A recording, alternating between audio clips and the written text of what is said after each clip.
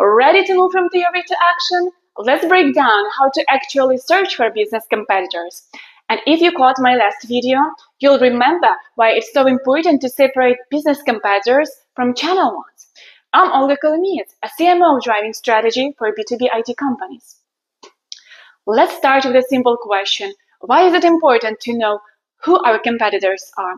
Here are a few key reasons.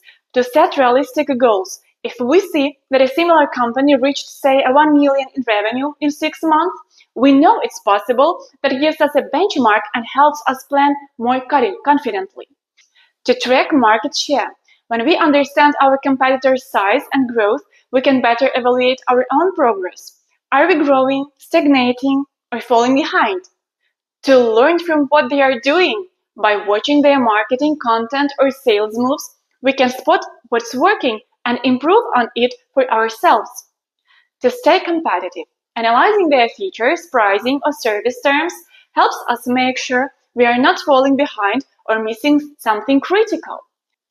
To define what makes us different, knowing the competitive landscape helps us identify our unique point of differentiation and clearly position our product by communicating why someone should choose us over others.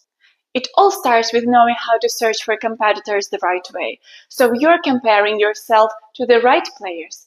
I'm curious, how do you use competitor insights in your business? Let me know in the comments. Let's imagine we are the founders of a marketing automation platform, and we are entering the US and European markets.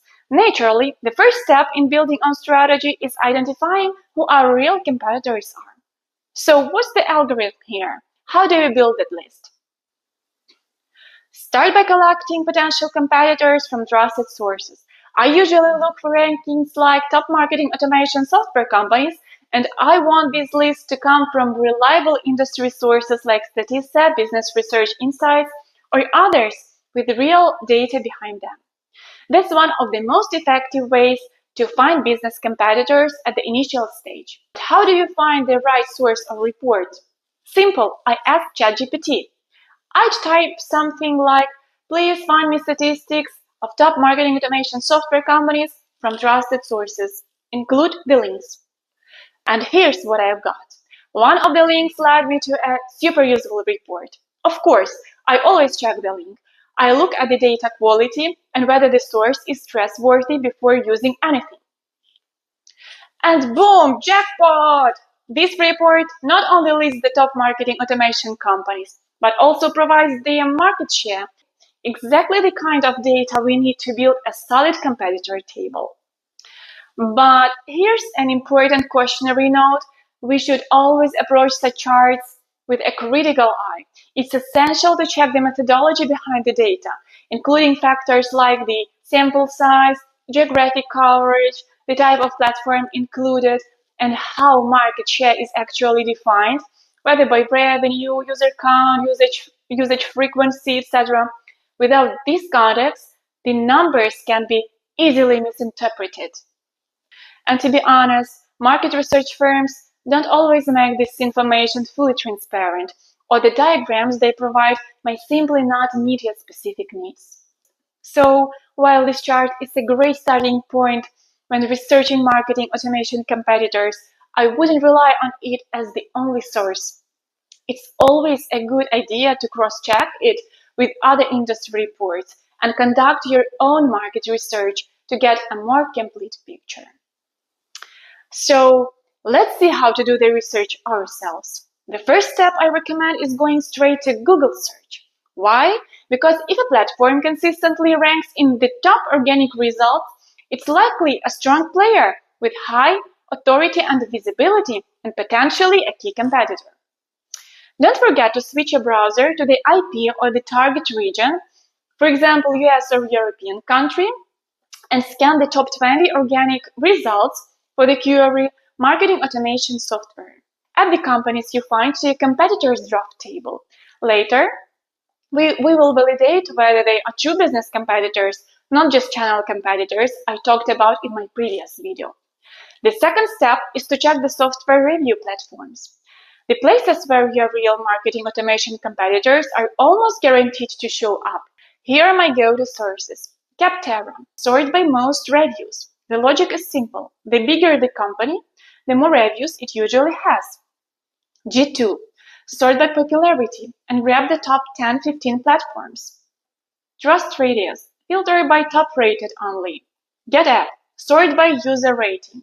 Don't just take every company from this list. Stick to those that actually overlap with your product's feature set.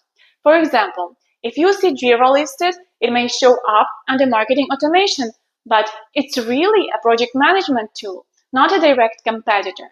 Always check the description or features section to confirm. What if your product is in a super niche category? Let's say, for example, you're building a cold email and LinkedIn automation tool. That's already a pretty narrow niche, right? The first step, as usual, is straightforward. Check the top 20 organic results in Google search for relevant queries. That's a solid starting point for any niche. But when it comes to software review platforms like Capterra, G2, or TrustRadius, things get a bit trickier. Your niche might be so specific that there's no dedicated category for it at all. A bit of a tricky situation, isn't it? If you're wondering how to find competitors in your niche, in this case, here's what I recommend. Ask ChatGPT something like, please find cold email and LinkedIn automation software on Capterra, G2, TrustRadius, etc. Once you get a list of relevant tools, visit each software profile on these platforms, double-check the accuracy of the data. Is it really offering the same features as your product?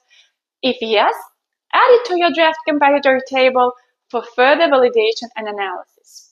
This way, even if you're operating in a niche where structured categories don't yet exist, you can still build a relevant and meaningful competitor list by being resourceful. So let's return to our case. We built a list of 34 potential competitors in the marketing automation space. The next step is to filter that list and identify which of those tools are entirely or primarily focused on marketing automation and which offer it as just one feature among many. This distinction is crucial. When selecting competitors for analysis, you want to compare your product to others with similar core functionality. Otherwise, the insights you draw might be irrelevant or even misleading. For instance, HubSpot or Salesforce Marketing Cloud can be considered direct competitors to platforms like MailerLite, Omnisend, or Oito, even though all offer some form of marketing automation. Why?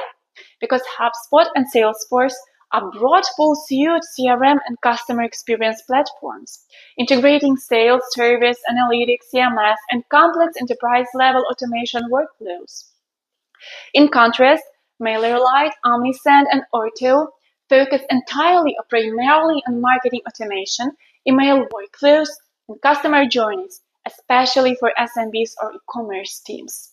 So if you are analyzing market share, pricing, or user base, it wouldn't make sense to compare a lightweight automation platform with a giant like Salesforce, whose numbers reflect multiple business units, not just marketing automation. After researching the scope and positioning of each company on our list, I narrowed it down to 15 platforms that are truly focused on marketing automation. This step is a practical example of how to know your competitors in business by going beyond surface-level similarities and focusing on core functionality. Now it's time to move forward. Let's start the business competitor validation phase in my next video.